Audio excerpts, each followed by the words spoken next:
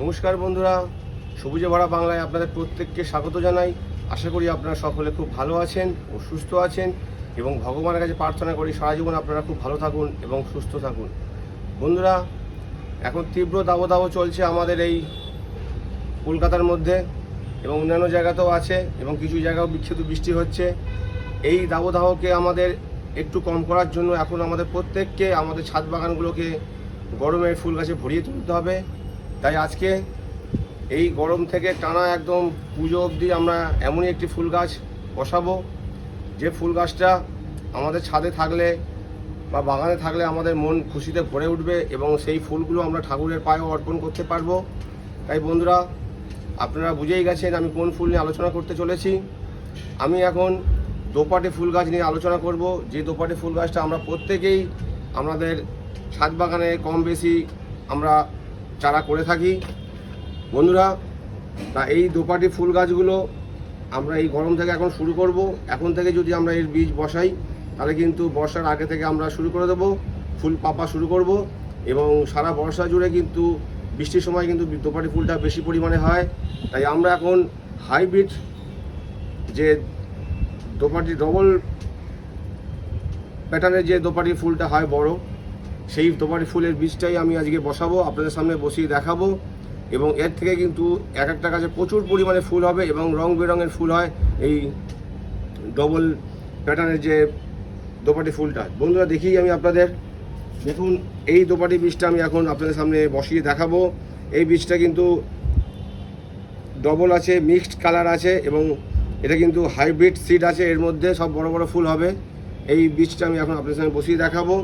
তা এই বীজ বসানোর জন্য আমাদেরকে একদম হালকা মাটি বা কোকোপিট যাই নিন না কেন, খুব হালকা পরিমাণে একদম হালকা যেন হয় সেই জিনিসটা। কেউ মাটির মধ্যে হালকা ভার্মি কম্পোস্ট দিয়েও বসাতে পারেন, কেউ কোকোপিট দিয়েও বসাতে পারেন।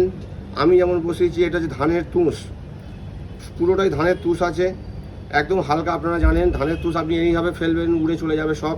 সেই যত হালকা হবে তত কিন্তু এই বীজ পুরো ভালোভাবে বেরোতে শুরু করবে এবং বেরোবে। তাই আমি সবসময় ধানের তুষ ব্যবহার করি বীজ বসানোর ক্ষেত্রে। সূর্যমুখী আমি আপনাদের দেখিয়েছিলাম, 50টা সূর্যমুখী বীজ দিয়েছিলাম, প্রায় 50টাই সেখান থেকে বীজ ফেটে ফুল হয়ে এই চারা বেরিয়েছিল।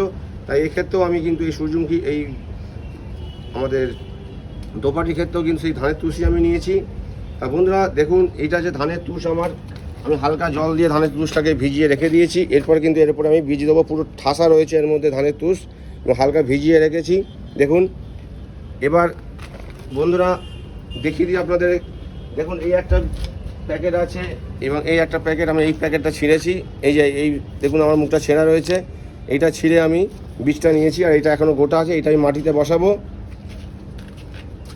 তা বন্ধুরা, এই বীজটা বসানোর আগে আমি 1 ঘন্টার মতো জলে ভিজিয়ে রেখেছিলাম বীজটাকে। তারপর আমি কিছুক্ষণ রোদ খাইয়ে নিলাম বীজটাকে। নেওয়ার পর এইবার আমি এই বীজটাকে এর মধ্যে রোপণ করব। তা রোপণ করার আগে আমি আপনাদের বলে দিচ্ছি যে এই বীজটাকে আমার ফাঙ্গিসাইড কিছু মেশানোর দরকার নেই। এরা সব কিছুই দিয়ে বীজটাকে কমপ্লিট করে রেখে দেয়। এরপর দেখুন আপনারা যে কীভাবে বীজগুলোকে আমি রোপণ করব সেইগুলো একটু দেখুন। দেখুন বন্ধুরা, আমি এর মধ্যে সুন্দর করে একটা একটা করে বীজ বসালাম। দেখুন এই একটা বীজ বসালাম। আমি কিন্তু একটু গ্যাপে গ্যাপে বীজগুলো বসাবো এবং সুন্দরভাবে গোল করে বসাবো, যাতে আমার যখন চারাগুলো বেরোবে আমার তুলতে সুবিধা হয়।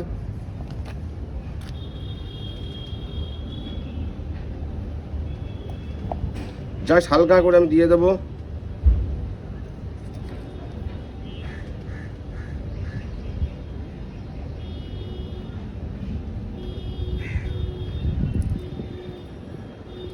একটু গ্যাপে গ্যাপে দিলাম বন্ধুরা। সব ডবল পেটালের এগুলো বীজ আছে।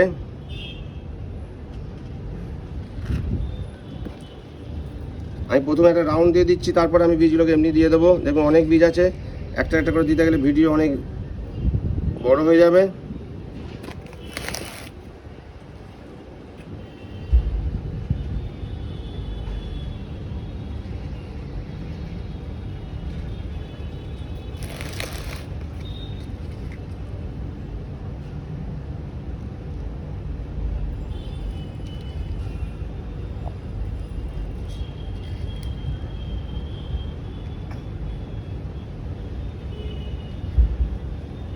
বন্ধুরা এর মধ্যে আমি 20খানা বীজ দিয়ে ফেললাম। এরপর এই যে বীজগুলো আছে সেই বীজগুলোকে আমি হালকা করে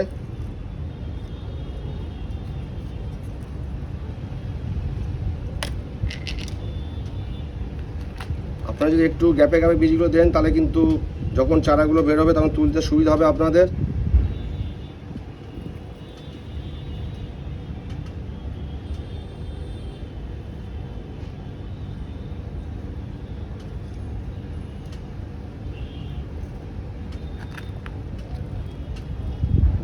দেখুন এই পুরো বীজগুলো সব দিয়ে দিচ্ছি।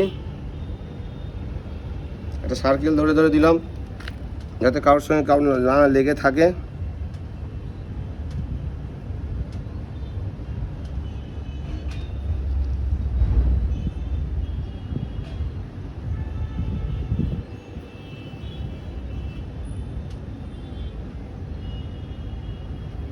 বন্ধুরা সব কটা বীজ আমার এখানে দেওয়া হয়ে গেল।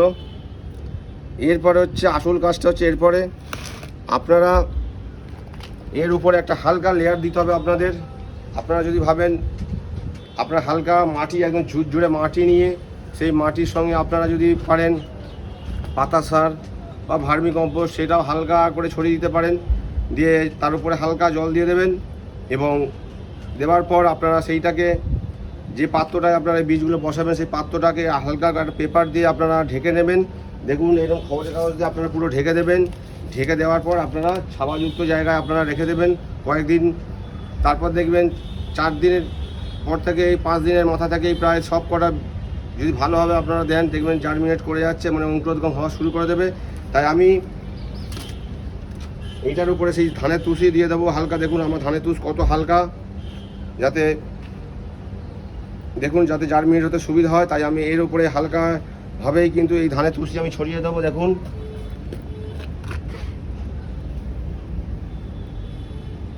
এইভাবে আমি ধানের তুষটা পুরো ছড়িয়ে দিচ্ছি বন্ধুরা। এতে খুব সুন্দর জার্মিনেট হয়। যে কোনো বীজ আপনারা জার্মিনেট করবেন দেখবেন এত সুন্দরভাবে বীজগুলো সব বেরোবে। যতগুলো বীজ থাকবে যদি ভালো বীজ হয় সব বীজই কিন্তু বেরিয়ে যাবে। আমাদের এই মাটি তৈরি বা এর জন্য কিন্তু কোনো বীজ আটকে থাকবে না। যদি বীজ ভালো হয় সব বীজ বেরিয়ে যাবে, কোনো বীজ কিন্তু ফেল করবে না। তাই আমরা এইভাবেই দেবো। আপনারা যদি এইভাবে এই বীজ রোপণটা করেন তাহলে দেখবেন আপনারা সত্যি সব বীজই আপনাদের সব 100% আপনারা সাকসেস হবেন, এটা আমি কথা দিচ্ছি বন্ধুরা। দেখুন আমার দেওয়া হয়ে গেল।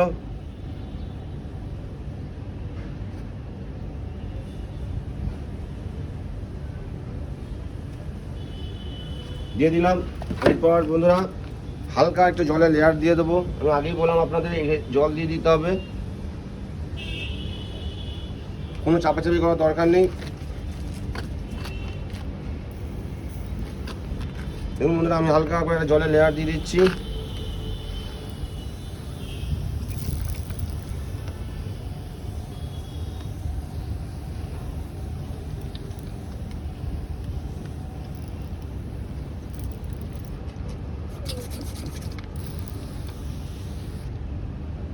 দেখুন বন্ধুরা জল দেওয়া হয়ে গেল। বেশি জল দিলাম না, বেশি জল দিলে কিন্তু পচে যাবে। আপনাদের কিন্তু এইভাবেই এটাকে এমনি এই ধানের তুষটা যখন আমি রেখেছিলাম সেখানে কিন্তু জল দিয়ে ধানের তুষটাকে আমি ভিজিয়ে রেখেছিলাম, তাই আবার কিন্তু জল দিলাম। তাই জলটা কিন্তু খুব হালকা পরিমাণে আমি দিলাম, বেশি জল দিইনি। আর একটু দিতে হবে, নিচের তুষগুলো ভেজে নিই।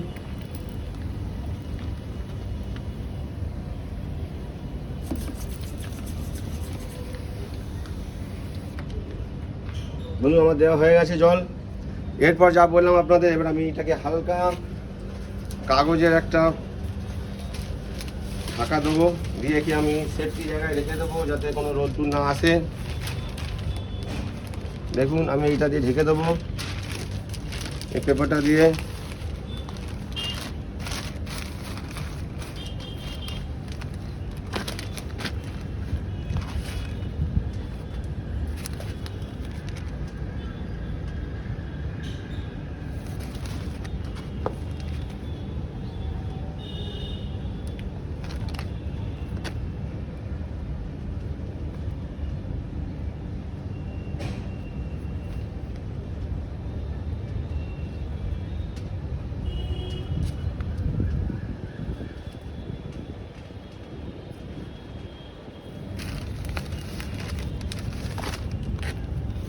দেখুন বন্ধুরা, এবার আমি এই সুতো দিয়ে এটাকে বেঁধে দেবো যাতে কাগজটা উড়ে না যায়।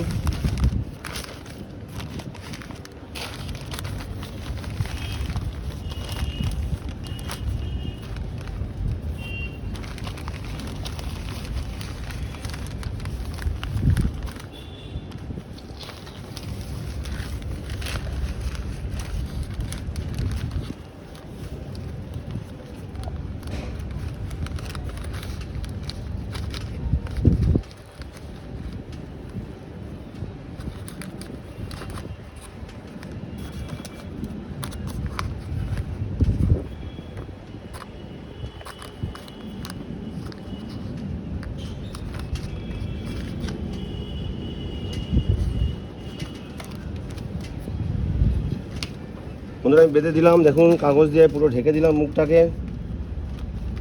এরপর আমরা একে একটি সেফটি জোনে রেখে দেবো যাতে রোদ ফোদ না লাগে।